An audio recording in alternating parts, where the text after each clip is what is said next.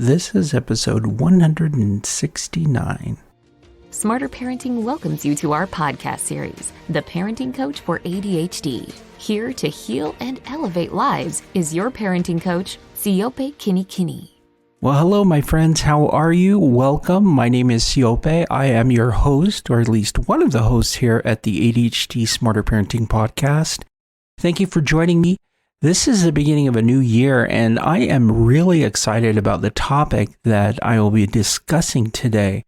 And this all stems from a question that I had during a coaching session. So last week, I received a phone call from a father, and we were talking about ways he could engage with his child in a more positive way. I recommended that he start using the skill of effective praise. And he told me there really isn't anything that my child does that I feel like I can praise. And so this whole podcast revolves around this exchange that I had with him during this coaching session and why it is so important. One of the questions he asked me during that session was if there was one skill that you felt could really make a difference and help my child connect with me on a deeper level, what skill would it be that you use on Smarter Parenting? And I told him it was effective praise. And so during this podcast, there are three things I want to cover. What to do if you don't feel like there's anything you can praise in your child. Number two, why praise is so powerful. And number three, using effective praise with your child. How to use it with your child, what to look for, how to make it more effective. Now, as I mentioned before, using effective praise with your child is one of those things that really transforms your relationship with your child because your child feels seen, they feel connected with the way that you are engaging with them. It also helps you look at the good things that your child is doing. Now, first off, I want to cover the conversation that we had during this coaching session. What do I do if I feel like there's nothing I can praise about my child's behavior? I started to share with him a story that is a true story, actually, and I'm going to share it with you. There is a world-renowned violinist. His name is Joshua Bell. He is known the world over. He sells out concert halls around the globe. And he is just a wonderful person. Now, for anyone who doesn't listen to classical music, you probably have never heard of him. But if you listen to classical music, more than likely you know who Joshua Bell is. Well, in 2007, the Washington Post and Joshua Bell wanted to do a social experiment. The social experiment was to have Joshua go to a metro station in the DC area and to play his violin. Now, he obviously is amazing. He's an amazing musician. So he was playing his violin and he decided to play something from Bach. In fact, one of the more difficult pieces from Bach, but a beautiful piece from Bach, while commuters were coming in and out of the station. What they were trying to do is figure out exactly who would stop, who would pay attention, and who would just walk on by. Now, as they started this experiment, Joshua was playing in the corner, and there's a video of it on YouTube. I highly recommend you check it out. It's a little grainy because it's older, but he started playing, and you see some people stop by to listen. Most people are actually moving. They're just trying to get to their next destination, but some people stop. And in fact, what was most impressive was to notice that children stopped. Many of the children would stop and look, and some would walk over there, and their parents would grab their hand and tell them, hey, let's keep moving. And they would encourage their kids to keep going and not stop. He made a total of $37 during this experiment, which isn't much because he performed in a concert hall that same week, and they charged over $100 per seat in the theater that he was performing in. Now, no one in the DC Metro train station knew it was Joshua Bell. He was just playing, dressed like a normal person, but playing this very beautiful music that most people would not recognize. And what was surprising in this social experiment was that even though he is giving his very best, he's doing what he can do and offering that, no one is able to recognize the gift that he is sharing with them, his personal gift of music. And a lot of people went back and examined that. There are a lot of questions about this social experiment. Now, obviously, some people said, well, people are busy in a train station. They're trying to get to their next destination. But the question does also beg, are we too busy to recognize the good things that are happening? Now, when I was speaking with this father, I started to talk to him about this social experiment. And I said, our children are often in the corner playing their music, a music that we're not familiar with or that we do not know well enough. And if we are so consumed with our day-to-day, we're just walking by, we're not paying attention, then we're going to miss some of the most important moments where we can connect with our children. And it's an example of our ability to sit back, to observe, to really soak in what is happening and to notice the good things that are happening with their child. So as I was communicating this with the father, we really sat down and discussed, okay, what are things that your child is doing and communicating throughout the day that are positive? Does he wake up and smile at you? Even something as small and minute as smiling at you? Is there anything he can do on his own in the morning? Like can he brush his teeth on his own? Can he put on his clothing on his own? So we started to make a list of things that he could praise his child for. And I related this example to him, and it made sense to him because he's a musician as a father. But I wanted him to be able to make that connection. Sometimes our children are playing a music we as parents do not understand and that we do not get. And our role in that instance is to stop, pay attention, and listen, observe, absorb what it is that they are communicating so we can find a way to connect with them.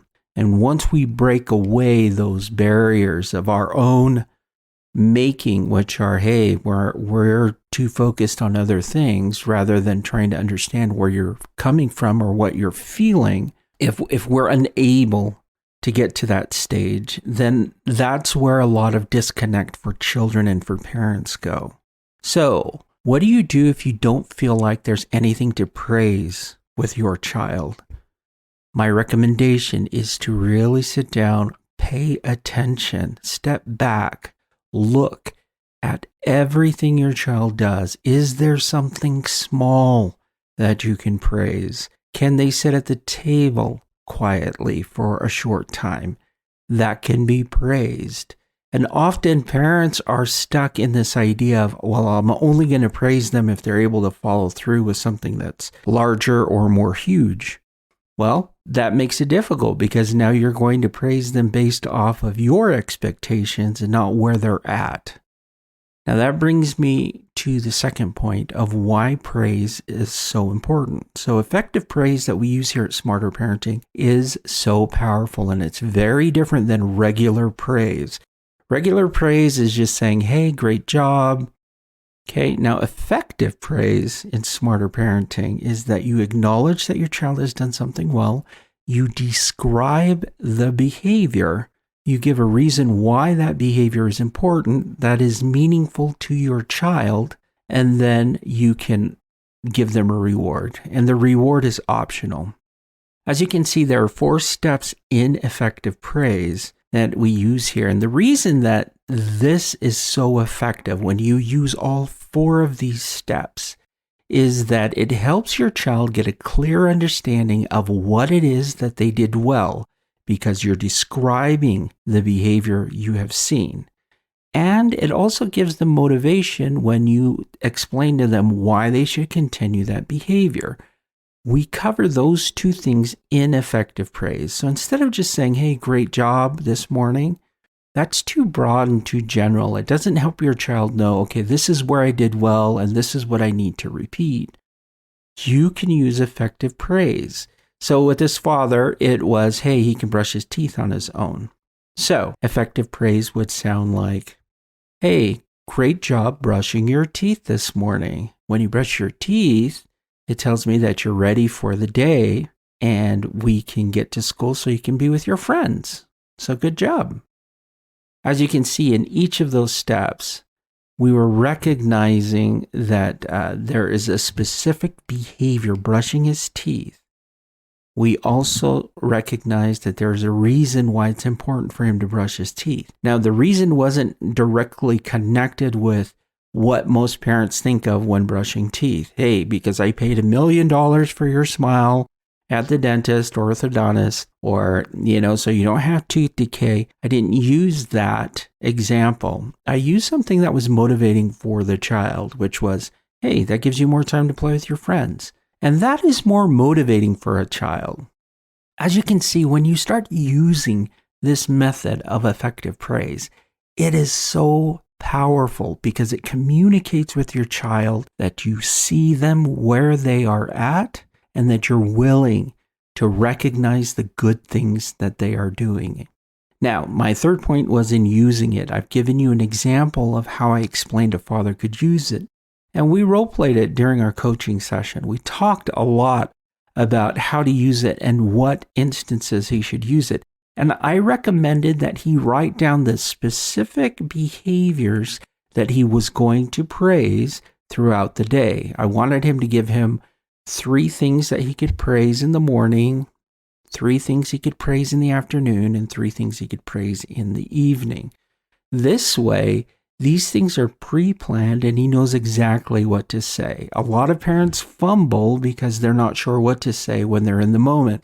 But if you plan ahead and you can think through this, because it's not a very natural way of praising, but it is a very effective way of praising. So that's how you would use this. Notice every positive behavior that your child is doing. Now, if your child is defiant like this parent states, it's like, my child is just always defiant to everything that I say. It makes me frustrated.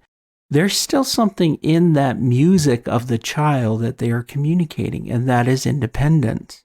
You can praise that. It would sound something like this.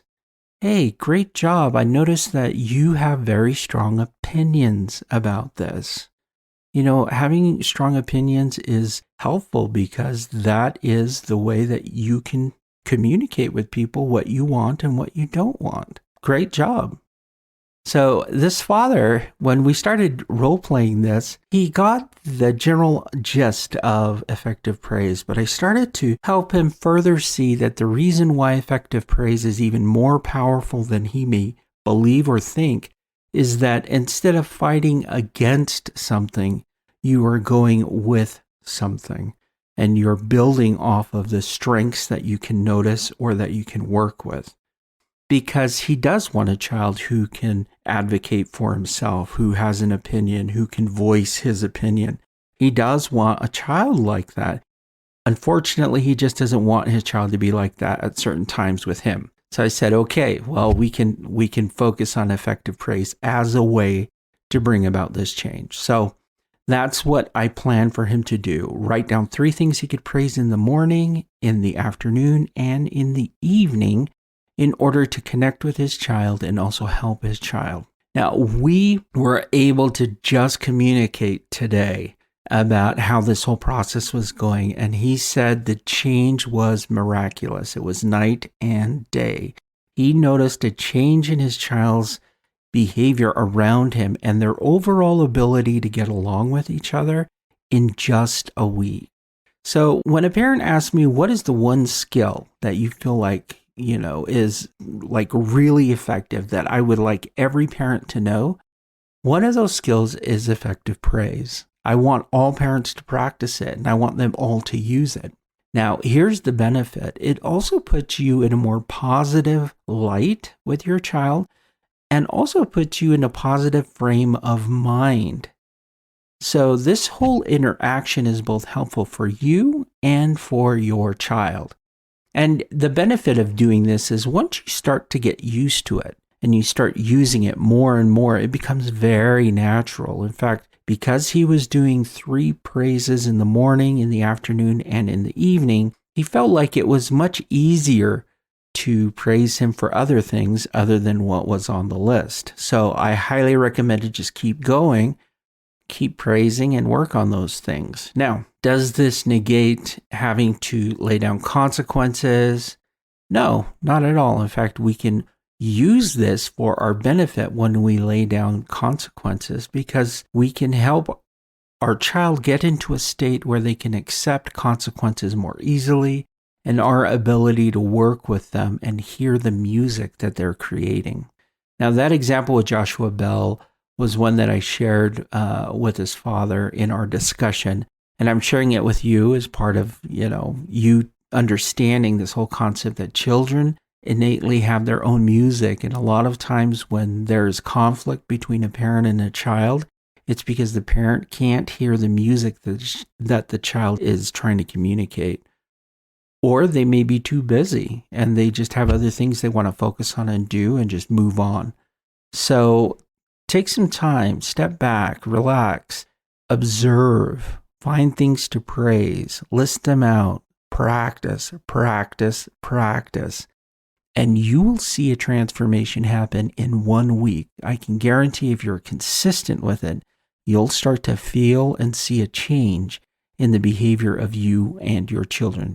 Now, you have to use each of the steps, but you will see a change. What's even more beneficial is that you can use this skill with other people, and this includes adults. It's very helpful to communicate this way with coworkers, with your spouse or your partner, whoever it may be, with in-laws, with parents.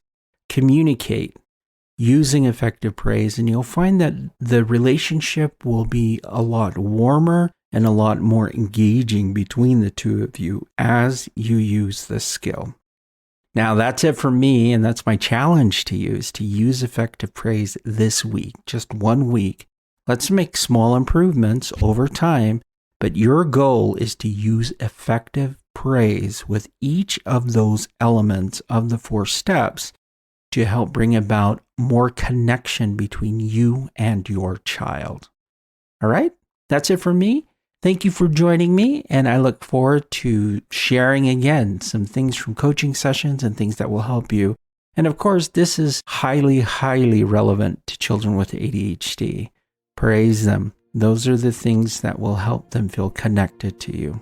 All right, take care, have a great day, and I will speak with you soon. All right, bye.